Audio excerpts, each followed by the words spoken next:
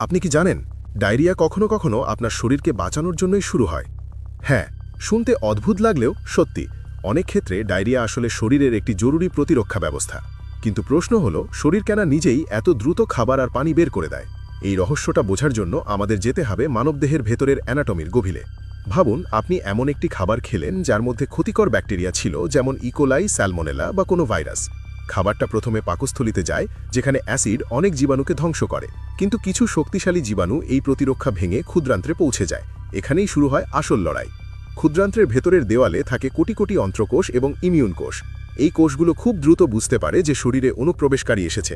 তারপর তারা একটি জরুরি সংকেত পাঠায়।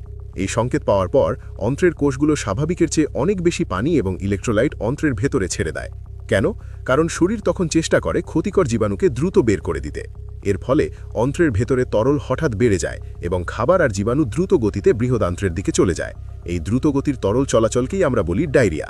অ্যানাটমির দৃষ্টিতে দেখলে এটা অনেকটা শরীরের একটি ফ্লাশিং সিস্টেমের মতো, যা শরীরকে বিষাক্ত জীবাণু থেকে পরিষ্কার করার চেষ্টা করে। কিন্তু এখানেই শুরু হয় আরেকটি সমস্যা। স্বাভাবিকভাবে বৃহদান্ত্র শরীরের অতিরিক্ত পানি আবার শোষণ করে নেয়, কিন্তু ডায়রিয়ার সময় তরল এত দ্রুত চলতে থাকে যে বৃহদান্ত্র সেই পানি শোষণ করার সময় পায় না। ফলাফল বারবার পাতলা পায়খানা, এবং এখান থেকেই শুরু হতে পারে ডিহাইড্রেশন। যখন শরীর থেকে অতিরিক্ত পানি এবং লবণ বের হয়ে যায়, তখন শরীর দুর্বল হয়ে পড়ে, মাথা ঘোরে, এমনকি বিপজ্জনক অবস্থাও তৈরি হতে পারে। এই কারণেই ডায়রিয়ার সময় সবচেয়ে গুরুত্বপূর্ণ চিকিৎসা হল পানি এবং লবণের ভারসাম্য ফিরিয়ে আনা। আর এজন্যই তৈরি করা হয়েছে পৃথিবীর অন্যতম গুরুত্বপূর্ণ চিকিৎসা আবিষ্কার ওআরএস বা ওরাল স্যালাইন। ওআরএস শরীরে হারিয়ে যাওয়া পানি, সোডিয়াম এবং গ্লুকোজ ফিরিয়ে এনে অন্ত্রকে আবার স্বাভাবিক কাজ করতে সাহায্য করে।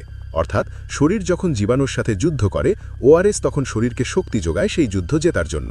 তাই মনে রাখবেন, ডায়রিয়া সবসময় শুধু একটি রোগ নয়, অনেক সময় এটা শরীরের বিপদ সংকেত এবং প্রতিরক্ষামূলক প্রতিক্রিয়া।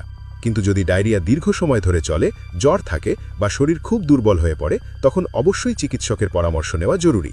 কারণ শরীরের ভেতরে যে যুদ্ধটা চলছে, সেটা বুঝতে পারলেই আমরা জানি কিভাবে শরীরকে জিততে সাহায্য করতে হয়।